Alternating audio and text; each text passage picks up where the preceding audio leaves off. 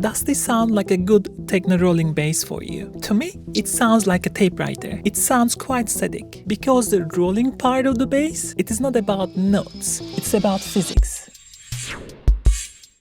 It's about the interaction between kick and the bass and how bass behaves. If you don't understand the Gallop Theory, Gallop, your low end will never move. And if you don't know what Gallop Theory is, don't worry. I promise to explain it quickly. I'm not just here to horse around. Before we jump into the Gallop Theory, the first thing is actually making your bass sound right. This is what most people do for their rolling bass line. A sawtooth, 2 envelopes, one for the cutoff filter, one for the volume envelope. It is not necessarily bad, it makes the sound quite dull, in my opinion, and there's a better way to do this. Let's duplicate this and improve. What I would oftentimes do is actually separate my layers on my basses. The easiest way to do that, first I'm gonna use one of my own wavetables. If you don't know, these are my wavetables in stereo. This is for example the PR1. If you zoom in, you will see the small details, but that makes it a bit more analog, and you can actually modulate this to even get a bit more analog sound. So what we are going to do, we're gonna go here, go to all and remove fundamental. This will remove the first sine wave from all the waveforms inside. Duplicate this and put of course everything into filter. However, what we are going to do now, pan them slightly. 20 right, 20 left. And change the phase so that we can get that stereo image. And keep this same. But now you will see that we are missing the fundamental. The first note. What we do, go to sub, take a sine wave. Oh yeah. This also gives you individual control for your sub bass. That simple trick gets us from here to here. Are you worried about your stereo image? Look at this. We are almost all the way up here. Meaning we are very close to being completely mono while still having this nice stereo. And look how static our sub is. You see the sub? The same volume every single time. And here we see the variation a bit more. And the higher up we go, the more variation, more stereo. I'm not done yet. I'm gonna create one more. Let's go here. Put it on 1 octave up. Put it on 2, 3, 4, doesn't matter. Let's start with 2. This will create this higher octave sound for us if we need later on. I'm going to turn this off now because there's a special trick I want to show you later. And then I'm going to actually change filter to 18 for me. This sounds a bit more open.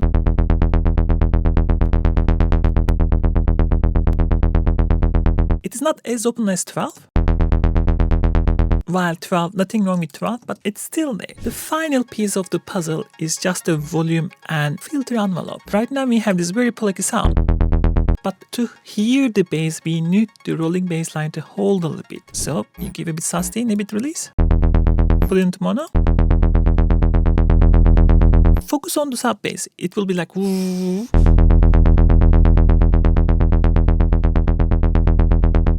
Right? We want this on the bass while not losing all the power if we have done this.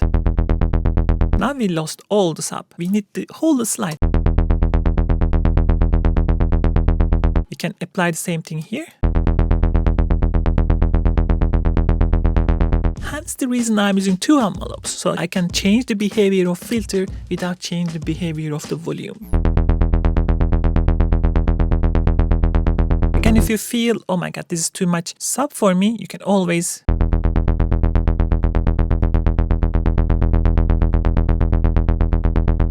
cool, isn't it? If you enjoyed the video up to now, consider like and subscribe. And I promise, I will make more videos like this. Now, back to Gallop Theory. So the gallop comes from the horses. When they run, they create this unique pattern. I know it sounds weird, but this is something that exists in music literature. We can hear side by side so you understand better. In previous example, we had this machine gun, typewriter, continuous. We had this.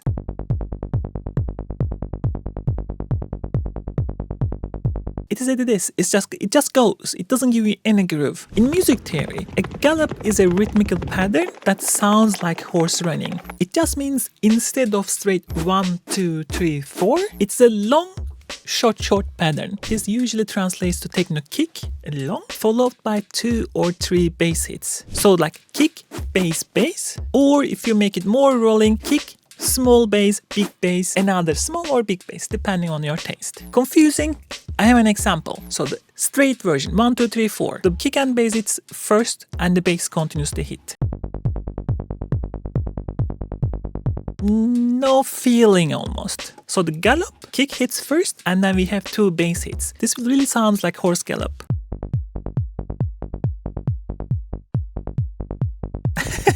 And the rolling is this, a small ghost bass right here.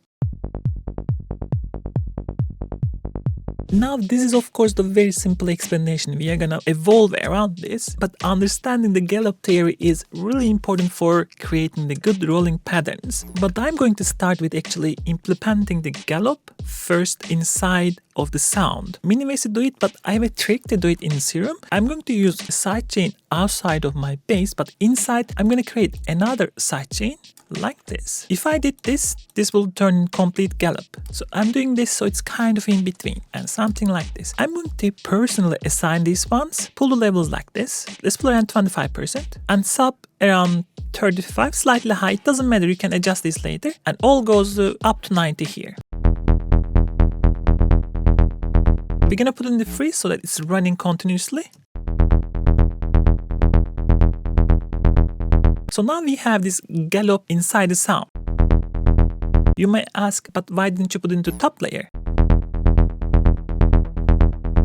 Just for this reason. When I pull the level up now, the top layer, the really high sound, will leak into the bass, creating this very unique depth inside the sound. This is the first important trick.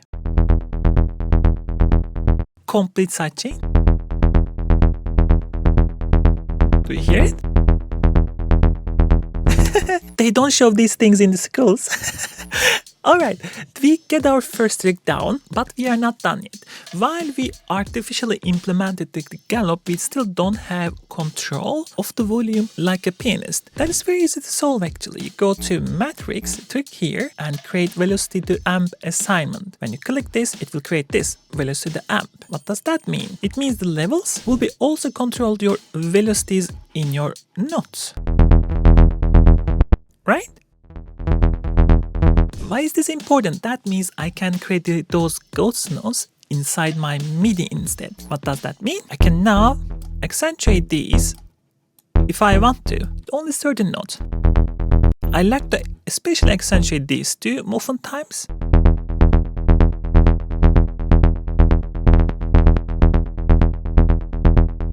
If you want one part to be really like a horse riding, you can completely remove this. Right? Do you hear that, that lagging feel? While I'm not too worried of the first one because I'm going to use actually one more time a sidechain that's a bit more surgical. Look how much we improved already. We are not done. The other thing is the groove itself. We are still glued to the grid. In Ableton, you can easily bring in your grooves. I have already my swing over here, right? The moment I click, look at the positioning. Let's zoom in so you can see a bit better. You see the lengths and the positioning changed. This is too much, isn't it? So we go back and raise the timing a bit here, add a bit randomness, a bit of velocity as well. Let's do it one more time now. Look at now. If it is still too much for you, you can always adjust here with the timing amount. I'm going to just adjust these first notes because I don't want them to come too early and muddy my kick. Also, let me remind you, I'm being very surgical here, acting like a precision engineer. You don't need to do this every single time, but my idea is showing you everything that you can do so that you can take the things that you enjoy. Alright, keep it in mind. Now we have this. Together.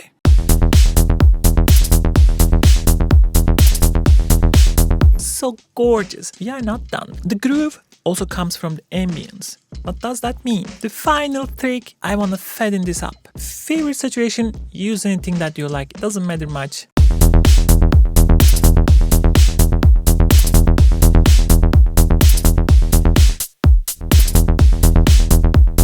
This is just a subtle change, but I enjoy it. Now, back to effects. You can use the buses inside the serum or you can use outside. I'm gonna make it simple for you. I'm gonna use the buses inside serum. What we are going to do now, send the bus one, filter 1 to our effects, bus 1 here. And here we are gonna use a classic delay chain.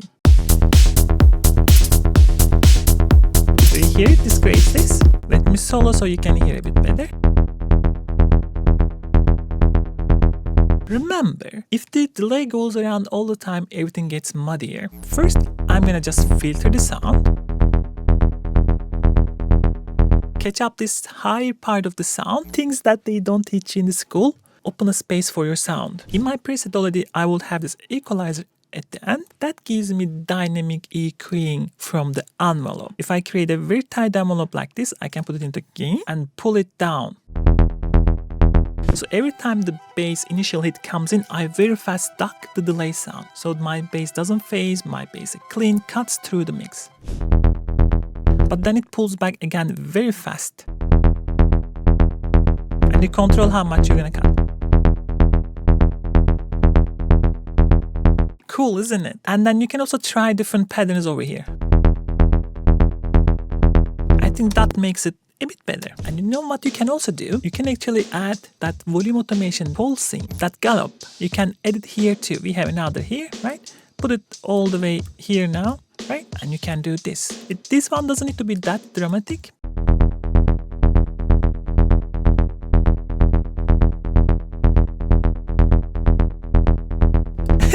Now we have that moment in delay to that goes loop. The one thing, I already have a slight reverb on my delays so that they blend a bit better on the ambience, but this one will be very small, like. Right? Together.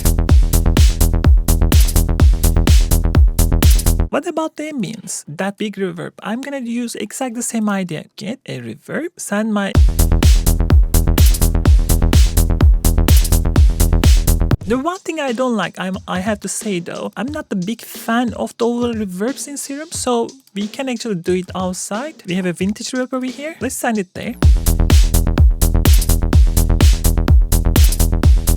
Can make it bigger, like just that compression. So we can still have that boom, boom, pumping on that. I'm not gonna remove every single hit. I'm just gonna sidechain it to kick. EQ here just to remove this area.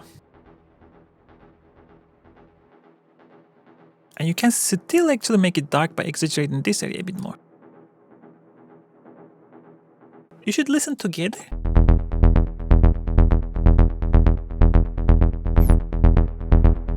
That gives a bit more air together.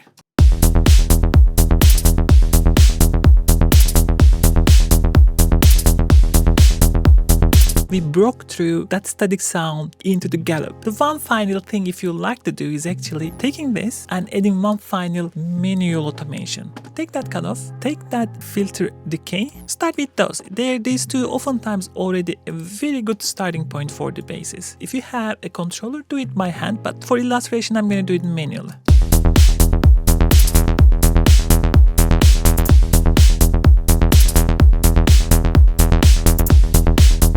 And let's decay up a little bit here, down.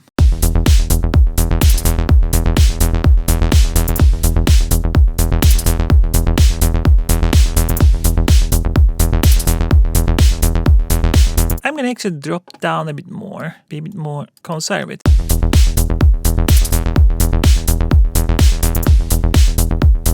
And maybe a slight here up, so we break the pattern. The difference is mind-boggling, isn't it? Maybe give a bit more delay. Shall we do an AB now?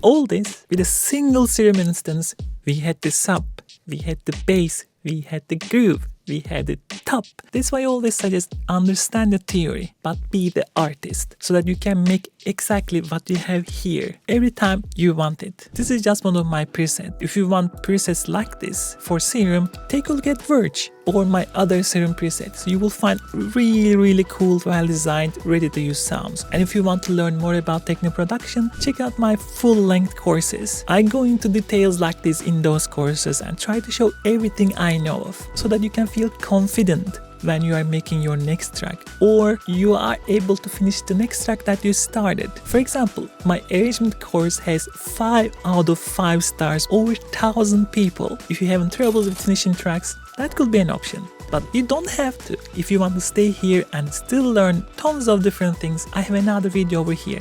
Take a look.